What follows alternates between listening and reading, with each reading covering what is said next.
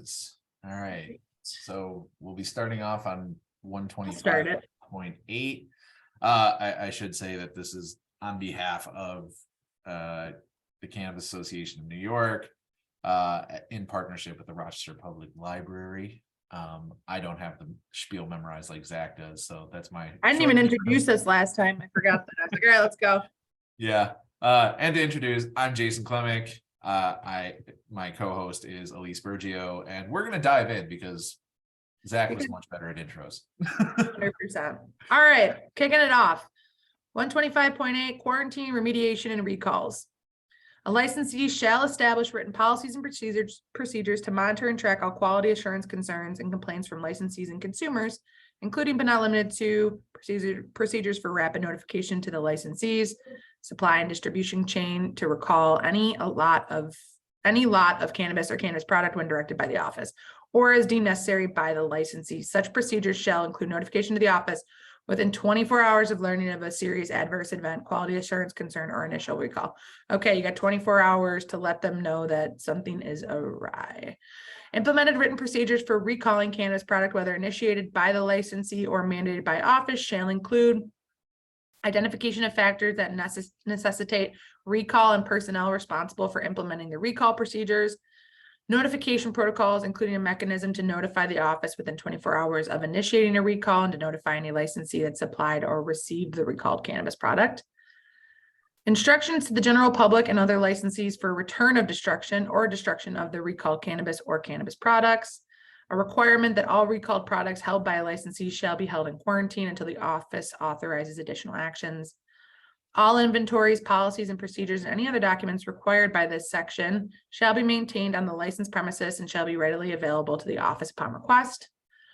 A licensee shall not transfer or sell cannabis or cannabis product that has been placed or administrative hold by the office, recalled or ordered or otherwise required to be destroyed. Such cannabis or cannabis products shall be stored securely and separate and apart from other cannabis products while awaiting final disposition. And a licensee shall not sell or transfer cannabis product after the printed expiration date on the package.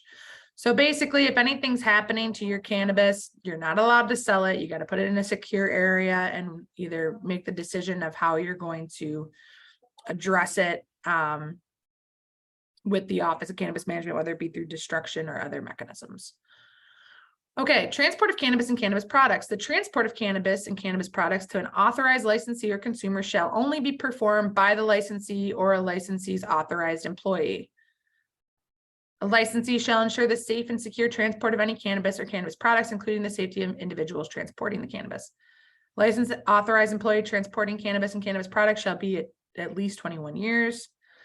Cannabis and cannabis products shall be transported in a manner that will protect the cannabis and cannabis products against physical, chemical, and microbial contamination and deterioration. You got to scroll, buddy. All cannabis and cannabis products shall be transported in a secure manner in motorized and unmotorized transportation owned and operated by the licensee, including but not limited to a vehicle, trailer, bicycle, and motorcycle. We saw this right with the card dispensaries being allowed now to deliver and then do so on a bike, which is going to be a very, very interesting way to tackle this. I think we're going to run into some problems on securing cannabis, obviously. All transportation shall be equipped with the following: temperature controls, designed, maintained, and equipped as necessary to prevent the cannabis and cannabis products from deteriorating during transport. A fully enclosed and locked box, container, or cage which shall be used for secure transport of cannabis and cannabis products. An operational GPS device for identifying the geographic location of the transportation, either permanently or temporarily affixed to the transportation while in operation. At all times, the originating license shall be able to identify the geographic location of all individuals transporting cannabis and cannabis products and shall provide such information to the office upon request. Transportation shall bear no signs, marking, advertisements, or marketing that would either identify or indicate that the transportation is used to transport cannabis or cannabis products. That's important. A licensee shall provide to the office upon request with information regarding any motorized or non-motorized transportation, including make, model, color, vehicle ID number, license plate number, and vehicle registration as applicable. Transport of cannabis and cannabis products shall not be made through the use of unmanned transportation, which shall include a drone. Okay, so you can't Amazon drone the products to somebody's home. Yet, I bet you that changes over time. Who knows? We'll see. For purposes of this chapter, any transportation utilized to transport cannabis or cannabis products shall be considered an extension of the licensed premises and subject to inspection by the office or authorized rep of the office. Transportation may be stopped and inspected by the office at any licensed premises while en route to an authorized licensee or consumer. So basically, your delivery service is an extension, or your distribution service is an extension of your location, treated in the same manner. Cannabis and cannabis products being transported shall be in a sealed package, which shall not be opened during transport in accordance with the requirements set forth in Part 128. Shipping manifest. So everybody's going to have a shipping manifest. So prior to transporting any cannabis or cannabis products, a licensee shall generate a shipping manifest when cannabis or cannabis products are being transported and must contain the purpose for the transport as follows. Transport to or from the laboratory permitted in accordance with Part 130. Transport to or from the authorized licensee. Transport for destruction or disposal pursuant to the requirements set forth in section 125.10. For any other activity as required pursuant to this chapter or by any other licensing authority recognized by the office, prior to transport, the licensee shall transmit the shipping manifest to the office in a manner determined by the office, as well as to the licensee, permittee, or other authorized party that will receive the cannabis or cannabis product. The shipping manifest shall contain, at minimum, the following info. So every shipping manifest needs to show name, physical address, lot or batch number, and license or permit number of the originating license, permittee, or other party authorized to receive the cannabis or cannabis products. It'll also be for the receiving party needs name, physical address, and license number. You'll need your COA, your certificate of analysis, except for those samples being transported to a permitted laboratory for testing by a permitted sampling firm. So obviously you can't have a COA unless it's coming after the lab. The unique identification numbers for all cannabis and cannabis products being transported. The cannabis or cannabis product name, item category, and weight or count of cannabis or cannabis products associated with each package tag. The estimated date and time of departure from the licensed premises and the estimated date and time of arrival at each licensed premises or consumer's address. The driver's license number for every employee transporting the cannabis or cannabis products if motorized transportation is being conducted by the licensee producing the shipping manifest. Again, make, model, license plate of the motorized transportation if the transport's being conducted by licensing producing the shipping manifest, and then anything else required by the office. Licensees authorized to conduct delivery to a cannabis consumer shall generate an invoice to consumer, which shall include name, location, address, and license number of the licensee's premises, name and address of the cannabis consumer, the name and quantity of each item being delivered to the consumer, the name and signature of the consumer, and each employee performing or accompanying the delivery of the cannabis products. And then again, any other information needed. Employees conducting the transport of cannabis or cannabis products shall possess a copy of the shipping manifest and invoice for delivery to consumers at all times when transporting cannabis products, and shall produce it to the office if the office authorized representative or law enforcement asks upon request. A licensee shall not void, modify, or change any shipping manifest or invoice after departing from the original licensed premises. So once the order is placed and you're out the door, it can't be changed. The licensee receiving and taking possession of cannabis or cannabis products shall ensure and verify that the cannabis or cannabis products being received and taken into possession for transport at the originating licensed premises are as described and accurately reflected in the shipping manifest. Now, the licensee shall not take into possession or transport any cannabis products or other cannabis that is not in the shipping manifest. Any cannabis or cannabis products that are less than or greater than the amount reflected on the shipping or delivery manifest, unless a reconciliation process determined the cause of the discrepancy. The licensee or consumer receiving the delivery shall record acceptance or receipt of the delivery. The licensee shall record the receipt of the delivery in the licensee's inventory tracking system. And then the licensee conducting the tracking or the transport is responsible for any discrepancies between the manifest and the cannabis and cannabis products in its possession during transport, and such enforcement or action related to any such discrepancy. Shipping manifests and any invoices shall be made readily available to the office for inspection upon request for 5 years. So you got to hold on to those bad boys for 5 years. Employees of the licensee transporting cannabis and cannabis products shall not make any unnecessary stops in between destinations, So they can't pop home and, No frolicking. no frolicking. I mean, you probably can get a coffee, I'm imagining, but maybe not, I guess. No unnecessary. I guess caffeine might be necessary. Randomized transport times. Have the ability to communicate with employees at the licensed entity at all times.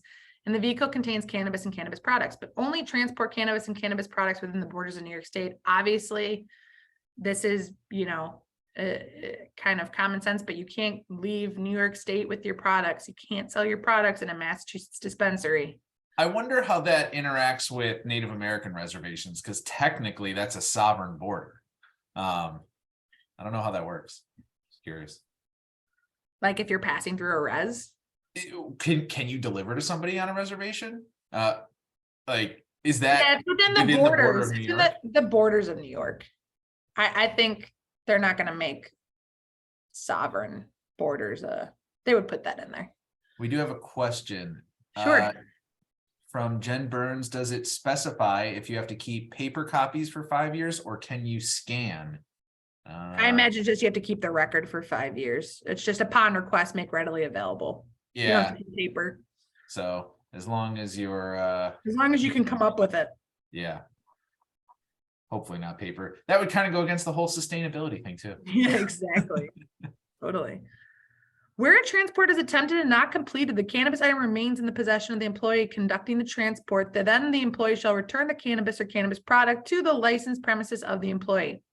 The return inventory may be restocked if the inventory is in a new, unopened condition and was handled in a manner that did not compromise the integrity of the cannabis or cannabis product.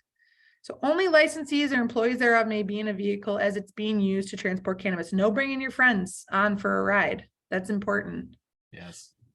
Some of these Amazon drivers are getting caught bringing people in for the package delivery. We can't be doing that here in cannabis. Not at all. Okay. Management of cannabis and other waste. A licensee shall dispose of any cannabis or cannabis product that is outdated, damaged, deteriorated, contaminated, or otherwise deemed not appropriate for cultivation, processing, distribution, or sale. This includes any plant-based cannabis waste created as a byproduct of cultivation or processing, such as a plant waste contaminated with solvents, including but not limited to butane, ethanol, propane, or any other solvent as determined by the office. Now, all disposal of cannabis shall be conducted in compliance with applicable state and local regulations and rules. Cannabis waste, excluding stalks, stems, fan leaves, root balls, and soil media of the cannabis plant, shall be rendered unusable by grinding and mixing the cannabis plant waste with other ground materials. So resulting in a mixture that's at least 50% non-cannabis waste by volume. Any other method used to render cannabis unusable requires prior written approval by the office.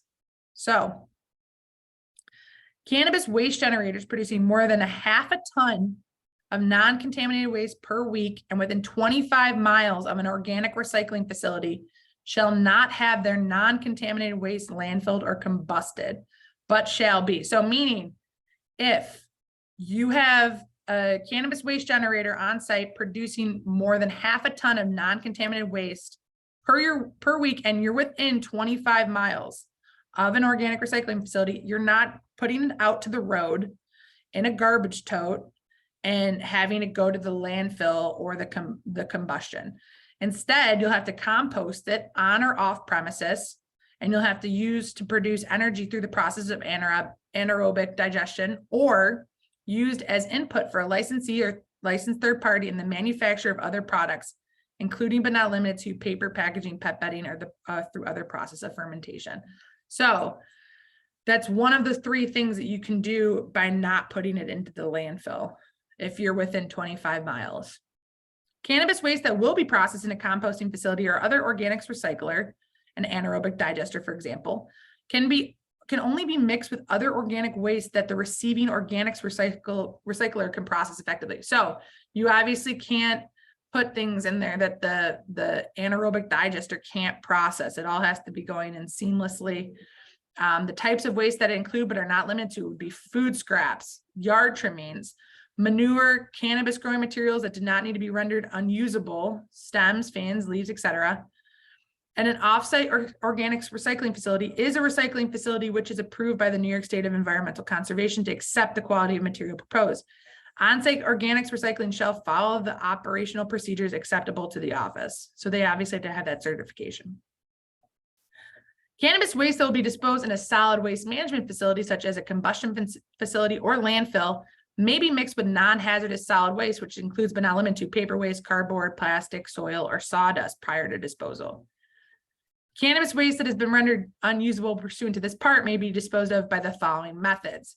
You can either deliver this cannabis waste to New York State Department of Environmental Conservation with permitted solid waste management facility for final disposition. An example of acceptable permitted solid waste facilities include compost, anaerobic digester, other facility acting in accordance with the requirements of New York State Department of Environmental Conservation for compostable mixed waste. Or you can go to a landfill, an incinerator, or other facility acting in accordance with the requirements of the New York State Department of Environmental Conservation for non-compostable mixed waste.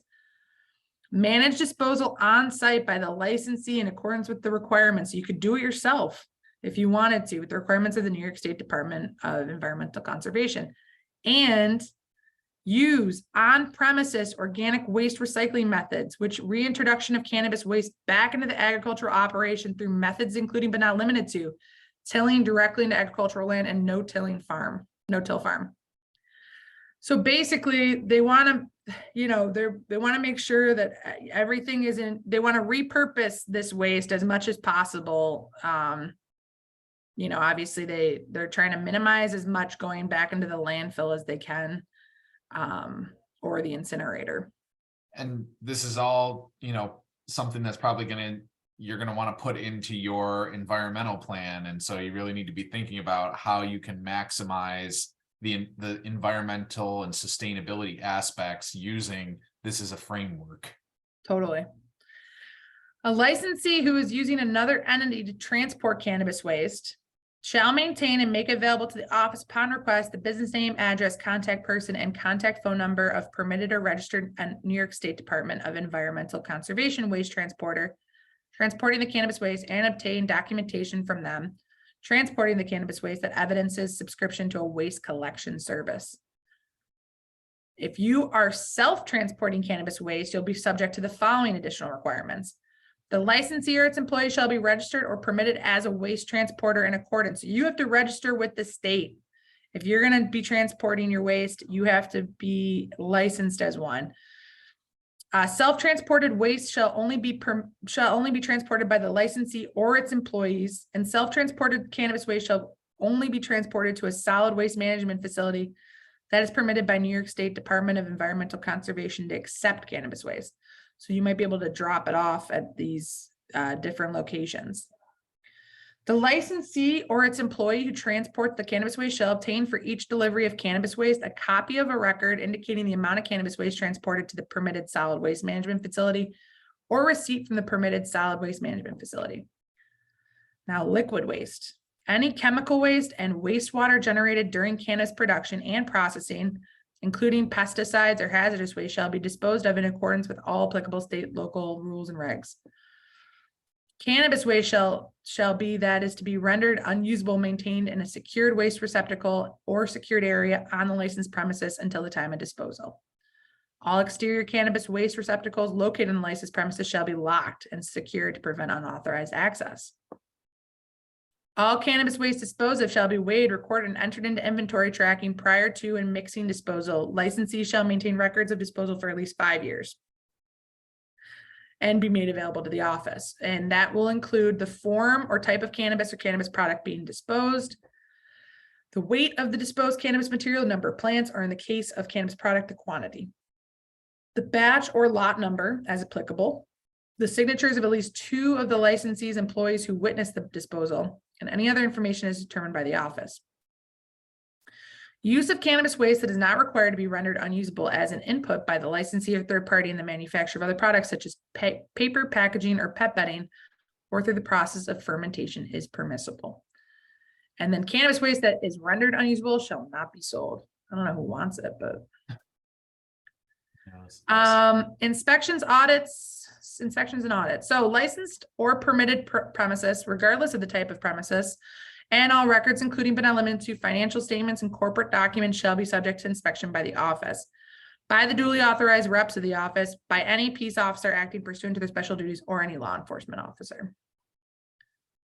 A licensee shall make themselves or agent thereof available and present for any inspection required by the office, and such inspection may include, but is not limited to, ensuring compliance by the licensee with all requirements of the regulations pursuant thereto, and other applicable state and local building codes, fire, health, safety, and other applicable regulations. Now, any deficiencies identified by the inspection shall be documented in a statement of finding by the office, and require the licensee submit a plan of correction in a format acceptable to the office within 30 calendar days of the issue date of the statement of findings. A plan of correction shall address all deficiencies or areas of noncompliance cited in the statement of findings. That's a good thing, right? That means that if somebody comes in and docks you, you're going to have time to cure. They're giving you 30 days, but still you will have time to cure, and you can get yourself back in accordance. I don't think they say how many times they can do that, and that's not like a 3-strike rule. No, I don't think so.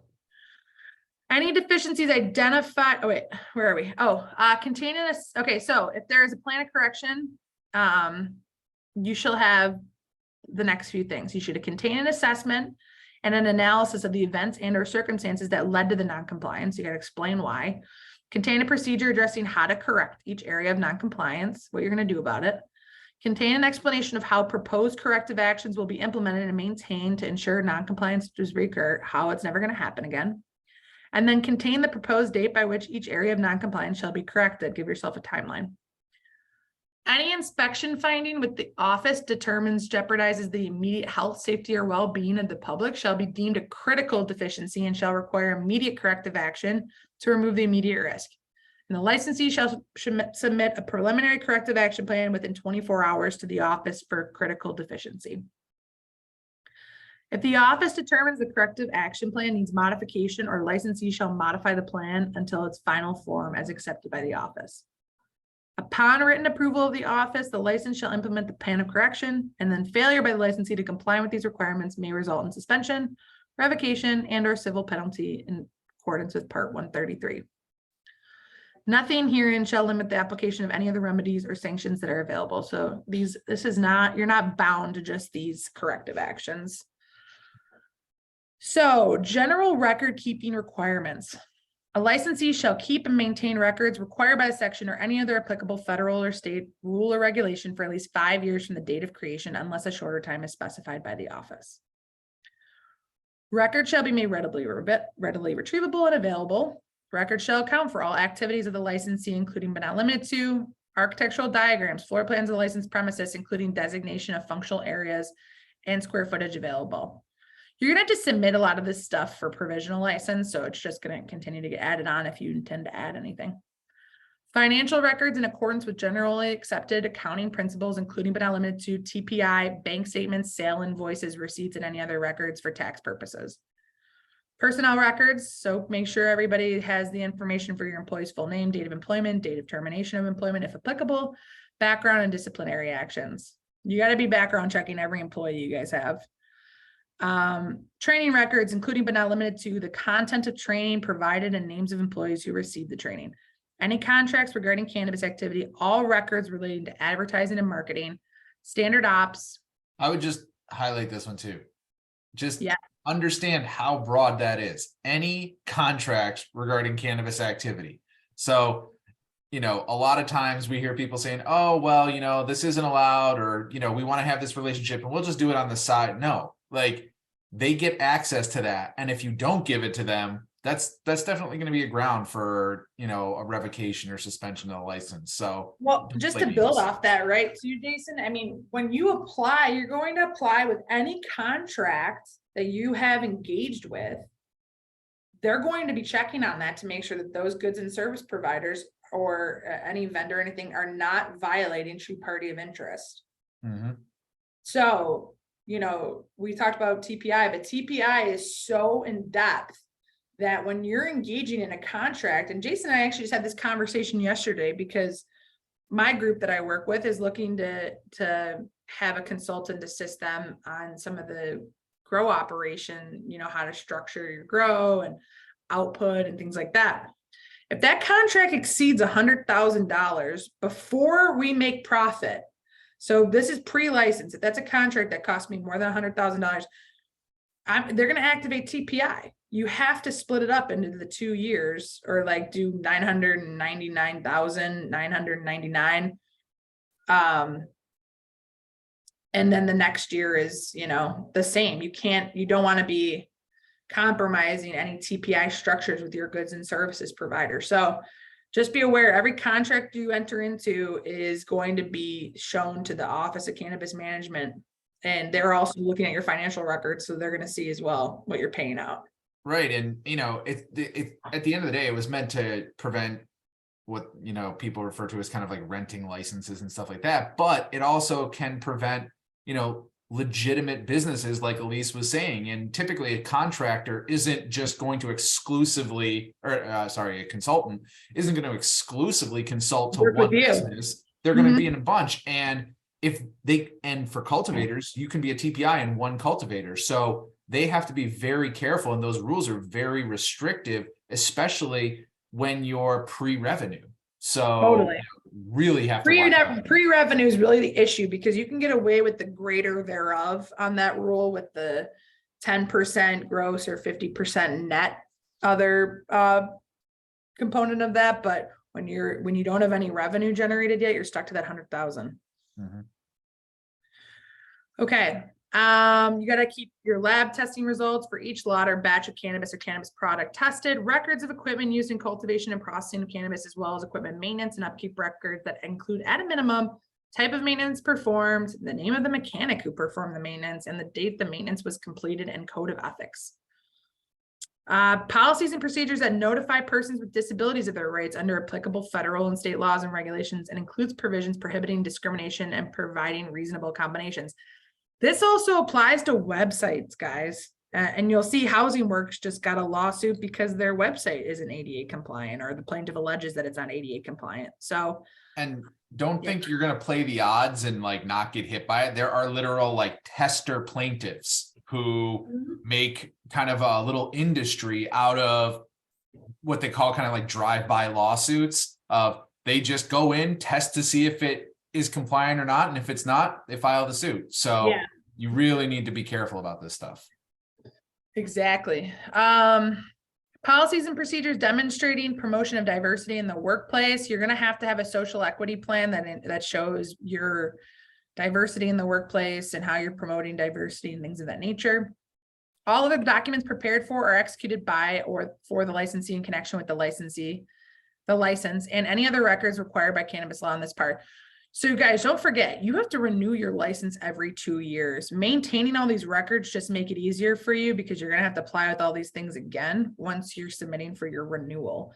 So you're going to have to show how you met all the things you said in your social equity plan in your first year, and if it's the same at your 3.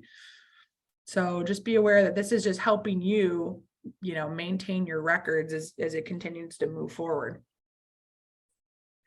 Records shall be legible and accurate. No person shall intentionally misrepresent or falsify records. Records shall be stored in a secure area to ensure the records are protected from debris, moisture, contamination, hazardous waste, and theft. A licensee shall make its premises and all books, systems, and records available to the office upon request. And the failure of the licensee to comply with the requirements set forth in the section may result in enforcement action, including but not limited to civil penalties and revocation of licensure. Okay, getting close to the end here, guys. Processing samples for internal quality control. So cultivator and processor licenses may provide quality control processing samples of cannabis or cannabis products directly to the licensee owners or designated employees who are at least 21 years old for purpose of just an internal licensee quality control and product development. So the quality control processing sample may not be consumed or used on a licensed premises. The quality control processing sample may not be provided to or resold to another licensee or cannabis consumer. Any quality control processing sample provided under this part shall be recorded in the license inventory tracking system. When providing an owner or an employee a quality control processing sample, a licensee shall record the following in the inventory tracking system: the reduction in quantity of the total weight or item count as applicable for cannabis or cannabis product lot, the date and time the quality control processing sample was provided to the owner or an employee, name of the owner or employee who provided the quality control sample, and name of the owner or employee who the sample was issued to.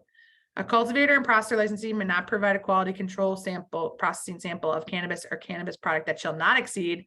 So if you're gonna give stuff out, you know, and have your employees try it, 7 grams of cannabis per cultivar harvested in a 72-hour period, up to 6 individual cannabis flower product units of sale per lot of cannabis product, provided the units do not exceed an aggregate weight of over 28 grams.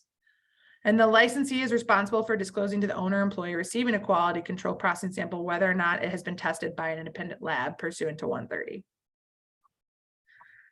Severability is just like this catch-all provision. Basically, anything in this can be severed.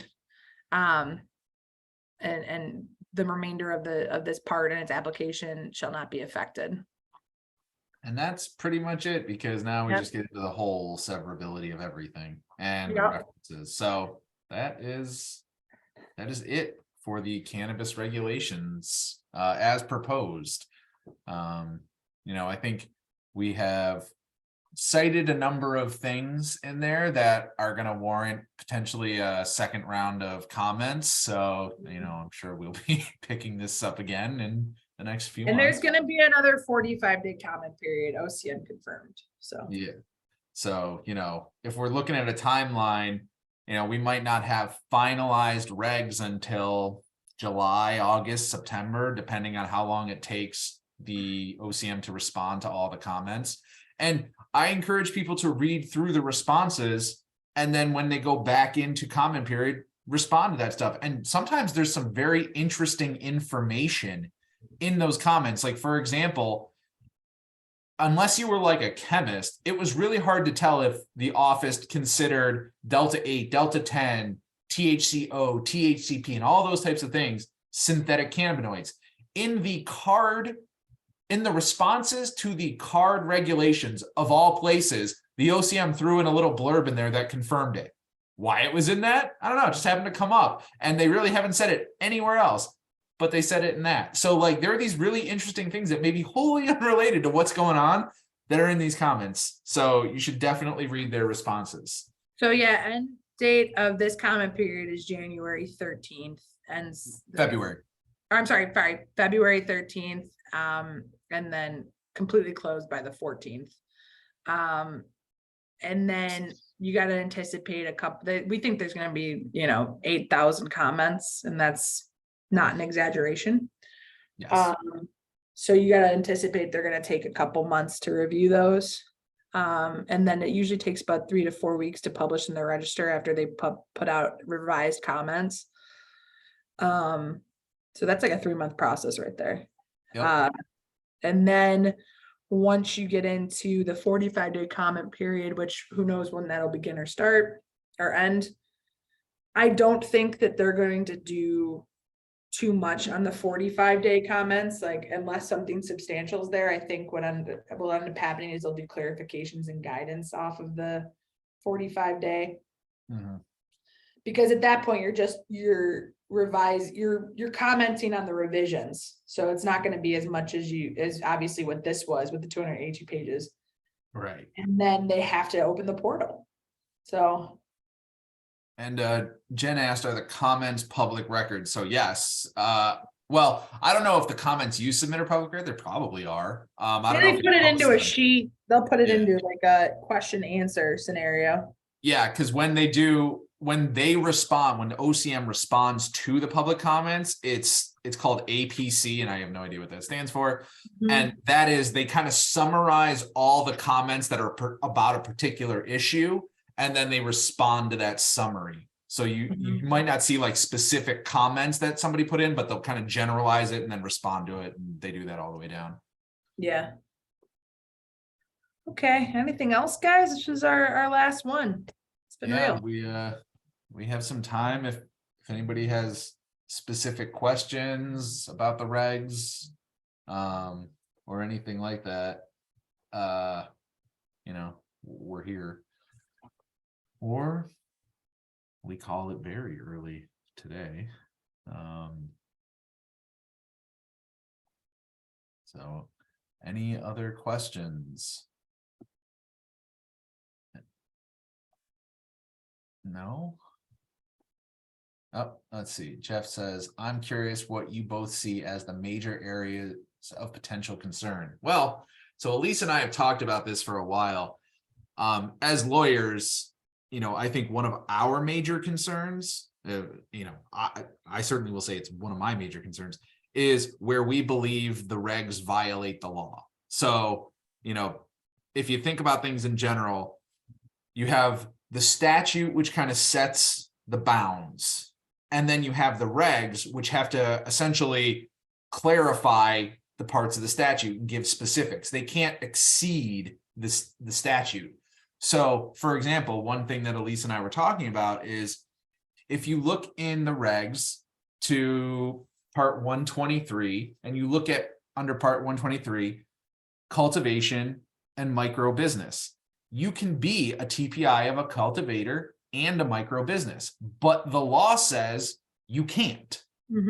I don't know how you reconcile those two unless guidance comes out and says, well, you can be a TPI, but you can't actually fully own the license, which I don't even know how they would justify that personally. Yeah, you'd have to start putting percentages in and things like that, because also TPI, guys, isn't just shareholders, it's decision makers, and TPI is basically activated. It's activated by everybody. You're a license at this point. Like, I mean, one of the things that we pointed out is, a TPI could be the head of marketing who does not own equity in the company, is not like one of the traditional decision makers, like board of directors, CFO, CEO, that kind of thing, just the head of marketing. And that could be enough to trigger TPI for that person and their spouse. Yep. So, but yeah, the concerns are where the regs violate the law, because either that mandates a substantial change, or if it doesn't change, then let's face it, there's probably going to be a lawsuit at some point, because that's just what happens. Like if somebody violates something and they don't think that it's right, they're going to attack the substantive portion of it. They're going to say, well, this is why we didn't violate it. But they're also going to say, even if this was a violation, this whole section violates the law and shouldn't be applicable to begin with. So yeah, that's part of the I mean, problem. I think some of the biggest concerns is definitely your TPI. I'm wondering how TPI, while a well-intended poison pill may, let's see what Jeff said. Yes, I'm wondering how TPI, while a well-intended poison pill may make some progressive models, co-op, co-locate, etc. difficult. 100%, 110%. I mean, the way TPI reads, and I was with regulators last week, and it doesn't sound like it's going to change. You're activated on TPI almost immediately once you engage with a company to begin, unless they are truly a consultant, attorney, accountant. Anybody, and most likely anybody you're bringing on right now before you apply is a TPI, because they're helping you make decisions to get your business going. You're not bringing on your trimmers, you're not bringing on your people, your bud tenders or whatever right now. You're going to wait until you're up and running. But when you're applying and you're putting out your business plan and you're putting out, your projections for financials and everything else, and you're bringing people onto your team, those people are going to get activated. And you better make sure that if the person you're bringing on doesn't have somebody that's their spouse, or they have any interest in something that crosses the vertical or horizontal of the supply chain. And so you just have to do insane due diligence. You're going to have a checklist on, what stocks are they invested in? What is their spouse in cannabis? Does the spouse have any, interest in the cannabis verticals? Like you're going to have to be. Yeah, and even the exempted professions like attorneys, where is that line where you maybe trip TPI? Like, where do you become a decision maker? If you're kind of acting as outside general counsel, you could trip TPI, and now you're a TPI, which also probably means like your firm could be a TPI. Like it could cascade really quickly and have a lot of negative consequences. Any law firms that have taken equity in company. Well, yes, that's an easy one to. Or if like you offer up, offer up a little share of profits down the line, TPI. Yep. We also have Not a like question. startup, because startups, obviously, they throw that away very easily. You cannot do that in this space. Right, absolutely. Which is We a have big question- problem already for financial, right? Like we're already in a financial deficit with having obtainable money for these companies. And this isn't going to help, but in the same respect, the number one priority for OCM is and probably always will be keeping this as part of a 2-tier alcohol like supply chain. Although it's really not 2-tier, it's almost 4-tier, because you got like your supply tier, your retail tier, your ROD tier, and your lab tier. And that's very critical. So, and despite micro businesses being in the supply tier, it's almost like they operate in a completely different tier, because yeah, Jason and I were saying that OCM should add it as a 5th tier micro, because technically you really aren't supposed to cross over that vertical, but in the law it says it, but the regs don't. So that might change though. That could change in the revisions. but get to learning and loving TPI, because unless this entire market collapses, it's not going anywhere. And it's been a thing in alcohol for 100 years. Yeah. So New York is not going to let this one go just because maybe it's not popular. So let's see.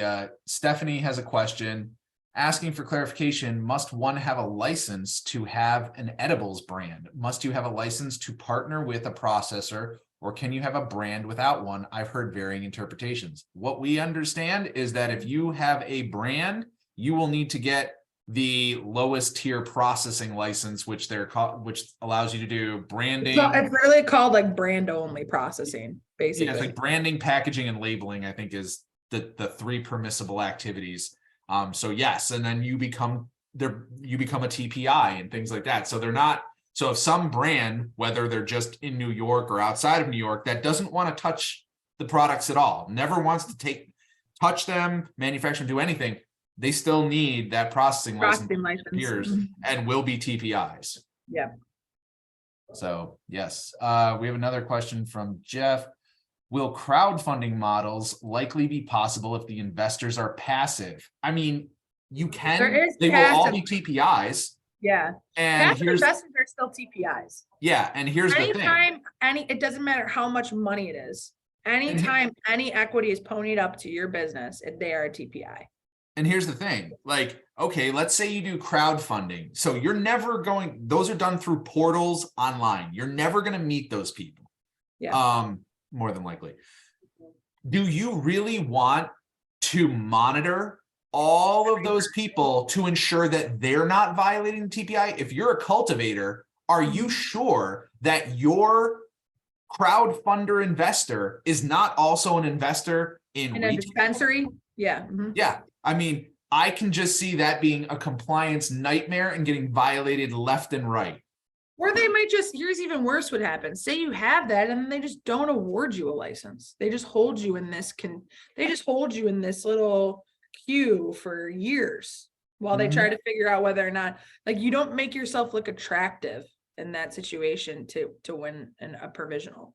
Right. I mean, based on the licensing we've seen so far, I honestly think, and I'm not saying this is good, but the simpler, the better. If you are like a sole member LLC and applying for a license with no red flags, seems like you're probably going to get it with a good energy plan. You'll get it first. Yeah. But if you start making things more complicated with investors and this and that, particularly small investors, maybe you have one large investor. Okay.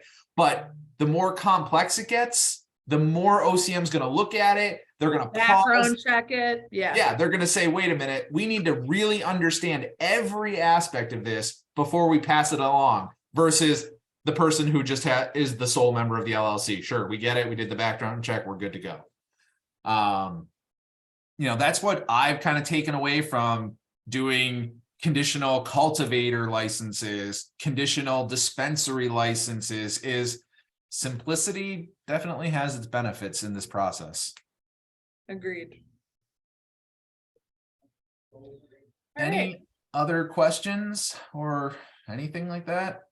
Wowzers is right, Jeff.